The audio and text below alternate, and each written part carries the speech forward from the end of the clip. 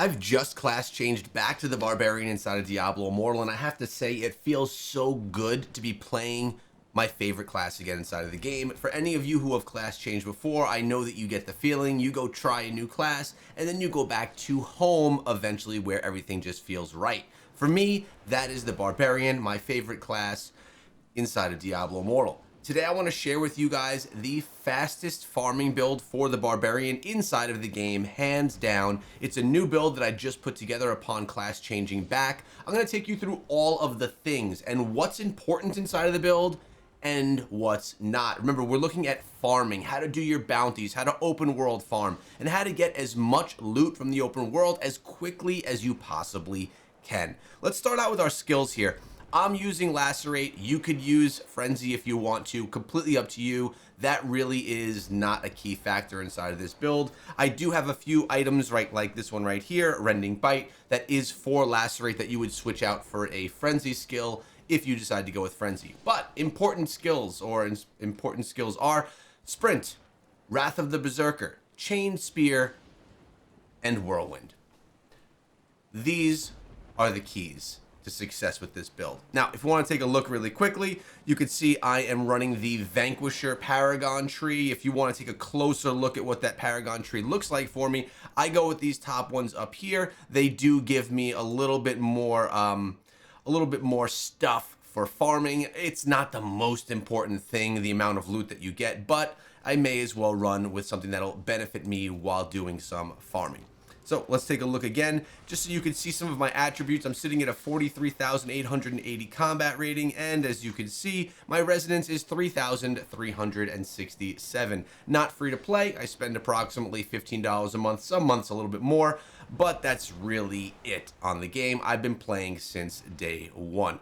Also, definitely not a heavy spender.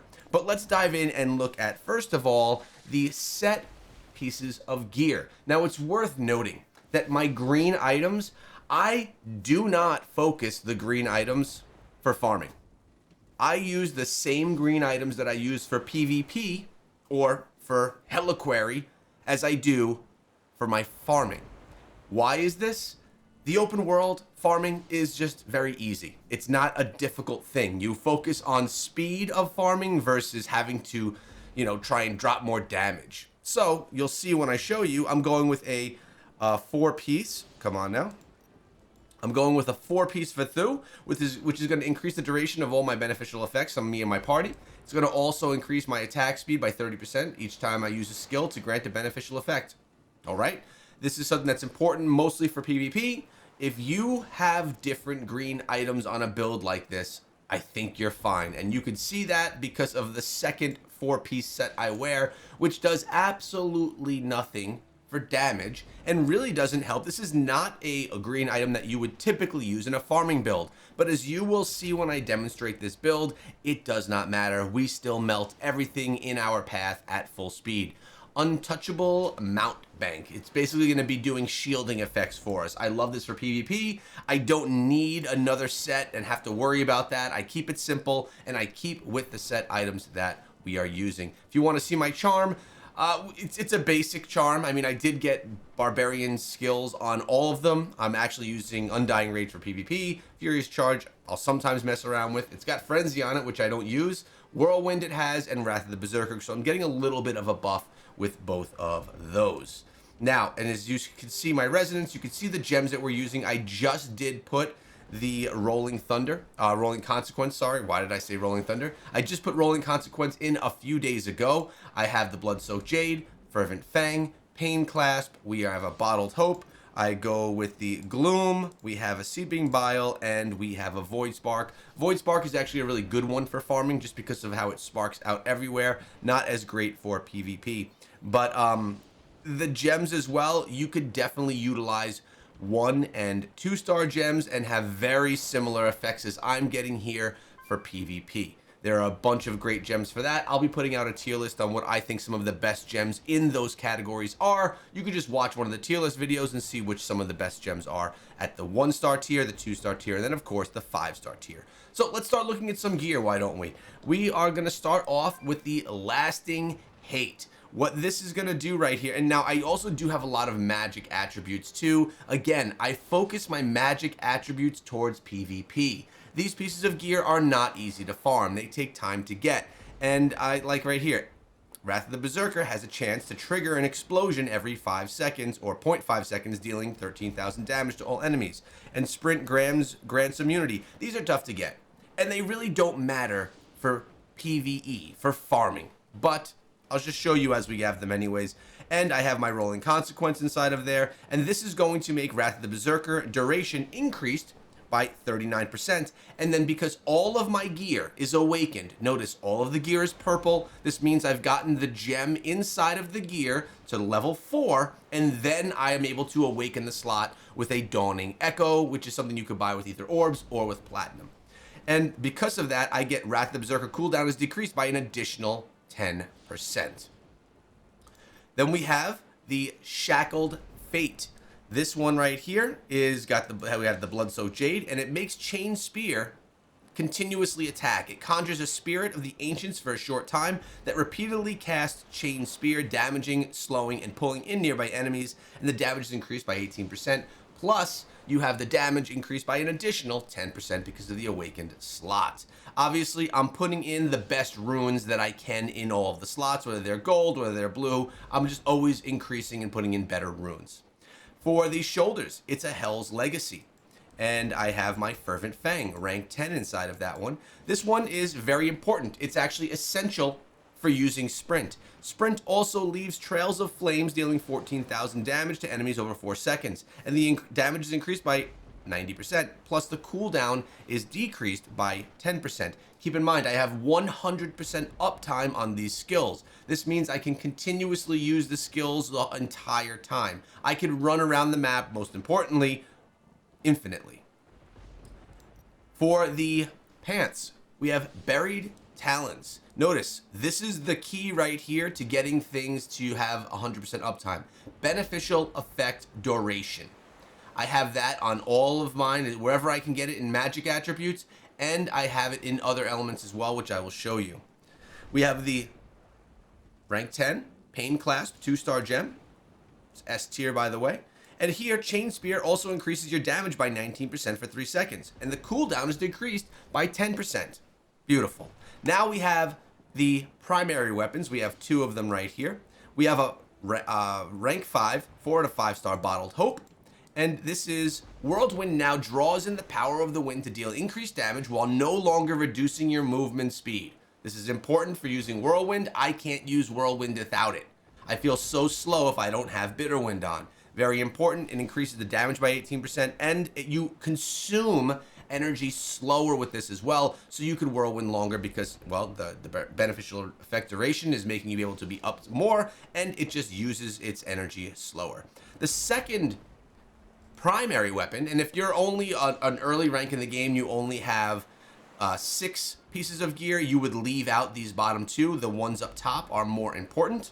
Once you hit a certain level, I don't even remember what it was right now, 200 Paragon, I don't recall, it's been so long, then you'll unlock stance slots. But here, we're going with the Rendering Bite. Again, if you're not using Lacerate, you would switch this out. But here I have a 4 out of 5-star, rank 5 Seeping Bile, and we have Lacerate now inflicts bleeding that deals 21,000 damage over 3 seconds.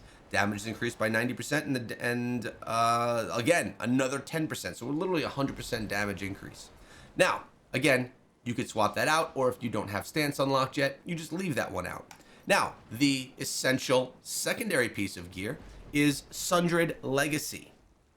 Here, I have a 4 out of 5-star, rank 5 Gloom Cask gem, and Wrath of the Berserker now causes enemies to burn. This one is also absolutely essential. This puts a ring of fire around you when Wrath of the Berserker is alive, when it's up, and we have nearly, if not already now, 100% uptime on that. So I'm sprinting, leaving trails of fire, and Wrath of the Berserker surrounds me in fire. Everything I encounter burns and dies. It's literally all that I need. And then when I go into larger mobs, I could Whirlwind through them if I want to, throw out Chain Spear. We'll show you a demonstration of how this works in just a minute. Wrath of the Berserker now causes nearby enemies to burn.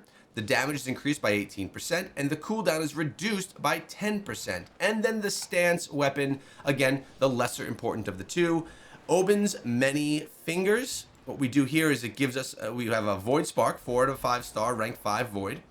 This is going to heal, Chain Spear hurls 2 additional spears. Chain Spear cooldown is reduced by 3.4 and the cooldown decreased by 10%. So this is just going to make more spears come out when we do the Chain Spear. I will show all of those. If you want to see what cursed properties we have right here, we're actually not optimal. 2 of my pieces of gear that I'm wearing are not cursed. It's the pants and it's the primary stance weapon. Once I get those into cursed pieces of gear, I can get a force piece nettled and a 4-piece lashed. These are the cursed properties that I like to run on a lot of my builds in a lot of places. I just think they're 2 of the best ones. I stick with them quite often. Yes, I think that is all. I guess I could show you really quickly before we get into a little quick run here. I could show you my Herodrum, what things look like here, where I focus. Notice, some have a lot of focus, others don't. Let's take a look at the bonus attributes here. Life, armor. Armor penetration is really where you want to get the most benefit if you can, most increase if possible. Now, if you want to see when I hit Wrath of the Berserker, I'll come right over here. Wrath of the Berserker is going to surround me in that fire.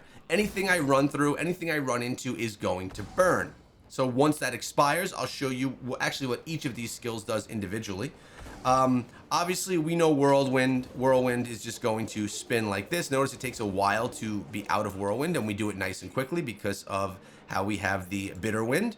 Then we have right here, if I hit Chain Spear, the spears continuously come out of me, and I'm just ongoing attacking of people, which is great. You can just run around the map. And then, of course, Sprint is going to leave the trails of fire behind you, so anything behind you will burn. So we are burning and poking everything. We're going to take this in and do an Abyssal Verge farm. So we'll just kind of run through this really quickly, and you could see how fast you can run through things. Obviously, this is not farming like farming open world or farming bounties or anything like that. But, all right, so we need to go all the way up top over there. All right, we got it. Let's do this. So I'm going to hit Sprint, hit Wrath the Berserker. We can hit Chain Spear. And look at, we just literally run through everything. Everything just dies. And when I do this, by the way, I typically just look at the map. Now, if I'm coming upon some blues, I'll hit everything, and then I'll just whirlwind through.